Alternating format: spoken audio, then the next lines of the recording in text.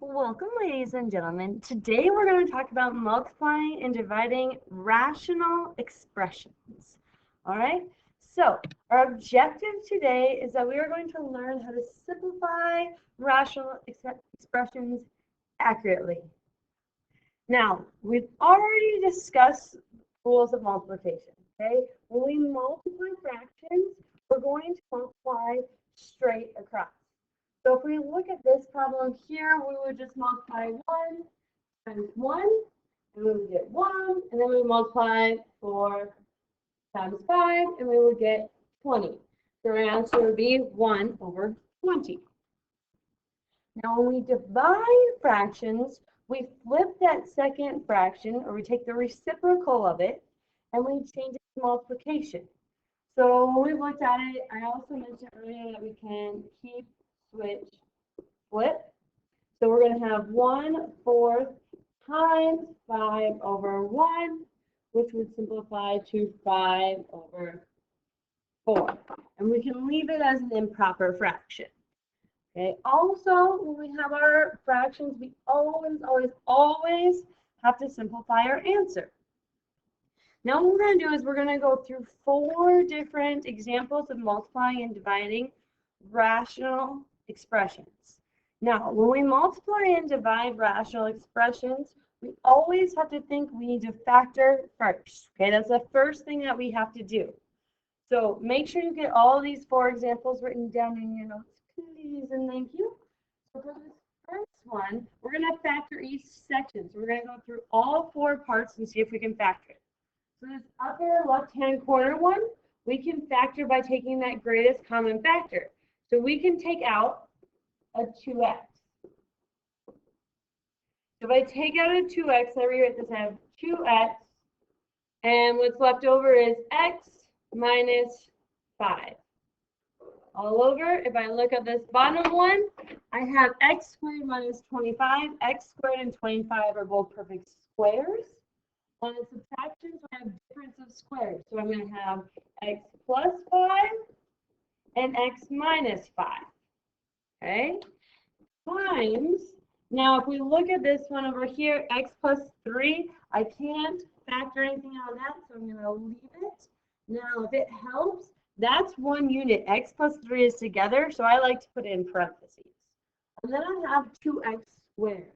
And now it's really important to remember that x squared really is x times x. So when we're simplifying, we can start taking one away at a time. Now, when we take away now after we factor, we have to simplify. We're not actually going to multiply anything. We're going to factor and simplify.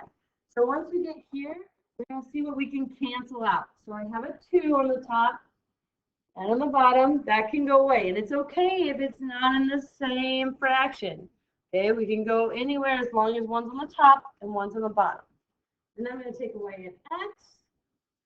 So I'm only left with 1x on the bottom.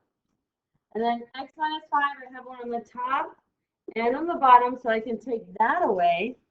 X plus 3 on the top, I don't have one of those on the bottom. Now I'm just going to write what's left over, and that's going to be my answer. So on the top, I have x plus 3. And on the bottom, I have x plus 5 and x.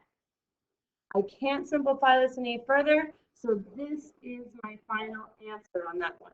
Okay? Moving on to example number 2. Here it is. Same idea. We're going to multiply these. So all we're going to do is factor everything first, and then we're going to simplify. So on this first one, it's greatest common factor. On this one, I can take out a 4x. So I'm left with 4x on front, x minus 1. Now if I factor this bottom, I have to do AC method. So I'm going to do that up here. A times C has set up to B. So I have 1 times negative 3, which is negative 3. 2 numbers that add up to equal 2. So I have 3 and negative 1. So now I'm going to rewrite this. So I have x squared plus 3x minus 1x minus 3. Now that I have in my grouping method, I'm going to group this together. So when I'm grouping this together, we're going to put it up. So grouping right here, the first thing we can take out is our x.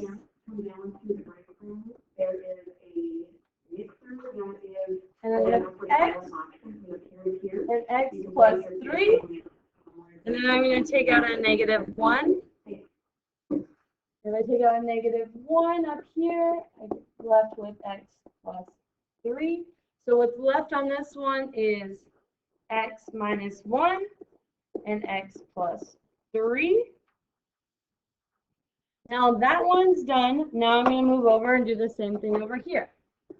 I look, this bottom one can't factor. I'm going to write it down. So it's just 4 times x. Remember, those are separate. It's 4 and x. They're separate things, so we're multiplying them. Now I'm going to do AC on this one. So I'm going to take A times C has to add up to B. So I'm going to have 1 times negative 6, which is negative 6. Two numbers that add up to 1.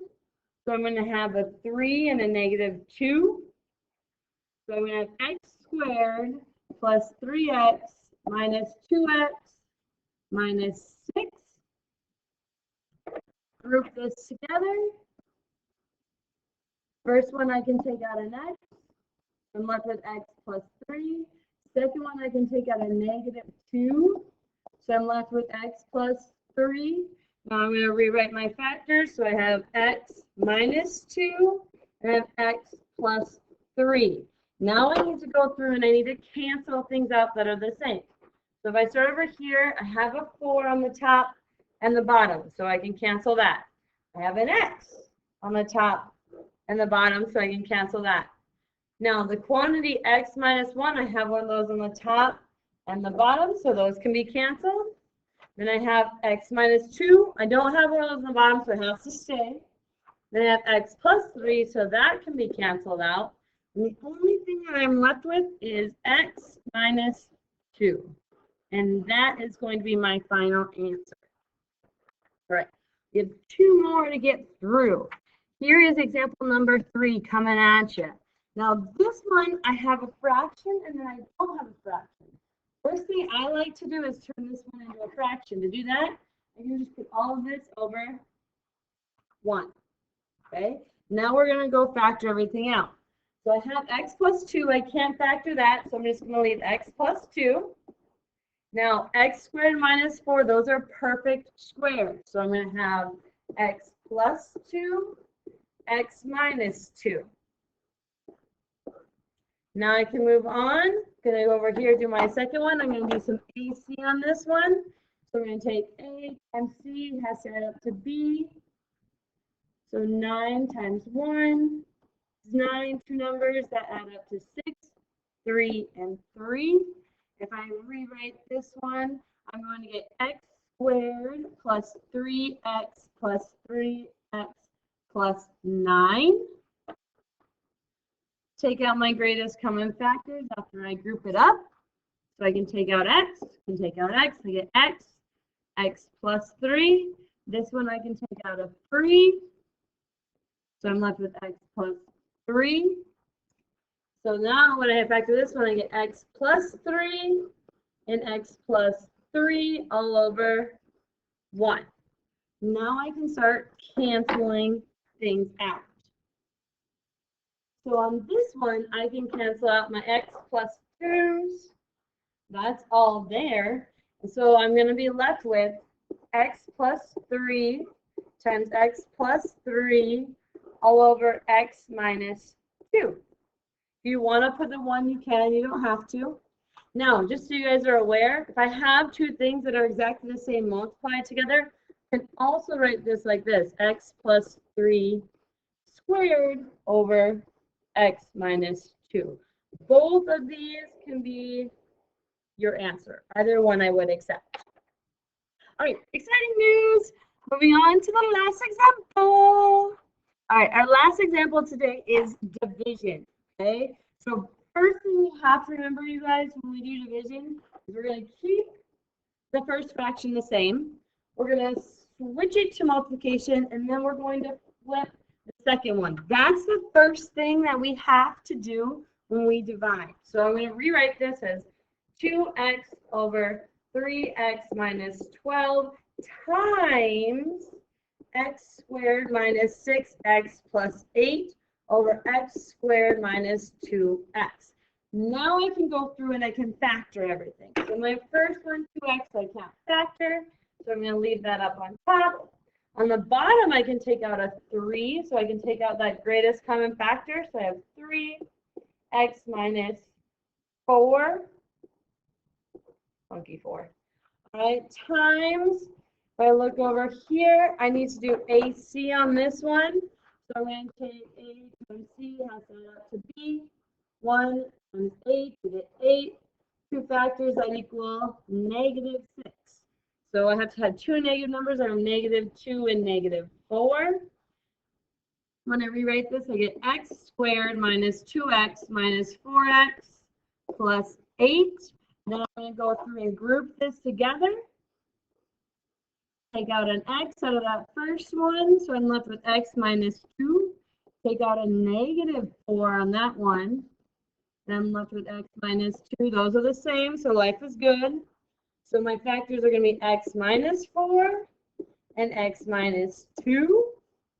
On the bottom, I'm just going to take out that greatest common factor. So we're going to take out an x.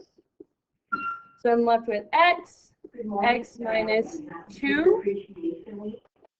Now I get to get rid of my terms. I get to cancel. So first thing, if we look at it, I have 2/3, which I cannot simplify. Then I'm going to go through x.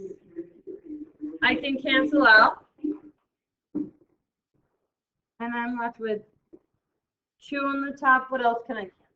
I have an x minus 4 that I can get rid of. And I can also get rid of what? X minus 2, because they're all exactly the same. So only thing I'm left with is 2 over 3. So that is going to be my final answer. So what's really important today, you guys, is when we multiply or divide, we're actually not multiplying or dividing anything. We are going to factor and we are going to cancel. All right, I hope you guys are having a spectacular day, and I can't wait to see your smiling faces soon. Have a wonderful day. Bye.